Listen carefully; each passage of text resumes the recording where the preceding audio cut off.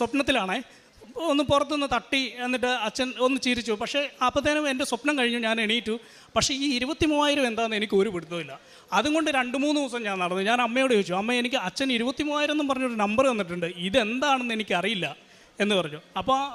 അപ്പോൾ അമ്മ എൻ്റെ മനസ്സിലിങ്ങനെ തോന്നിപ്പിച്ചു, അച്ഛൻ ഒരു തവണ ഇങ്ങനെ ധ്യാനത്തിൽ ഇങ്ങനെ പറഞ്ഞിട്ടുണ്ട്, ബൈബിളിൽ 3 ലക്ഷത്തോളം വചനങ്ങളുണ്ട്, 8,800 മുകളിൽ ഉടമ്പടി നമുക്ക് തന്നിട്ടുണ്ട് ഒക്കെ പറഞ്ഞപ്പോൾ അമ്മ തന്നെ ഒരു തോന്നൽ തന്നു, എണ്ണിക്കോളം പറഞ്ഞു, വചനം എണ്ണിക്കോളം പറഞ്ഞു.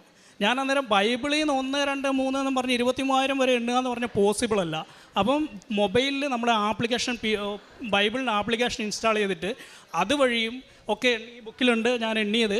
അത് എണ്ണി 23,000 വരെയുള്ള നമ്പർ കിട്ടി. ആ 23,000 എന്നുള്ള നമ്പർ ജെറമിയ 3:17 എന്ന് പറയുന്ന വചനമാണ്. ആ വചനം സത്യം പറഞ്ഞാൽ എനിക്ക് കൃത്യമായിട്ട് ഓർമ്മയില്ല. അത് നിങ്ങൾക്കൊരു ടാസ്ക് ആയിട്ടിരിക്കട്ടെ, നിങ്ങളത്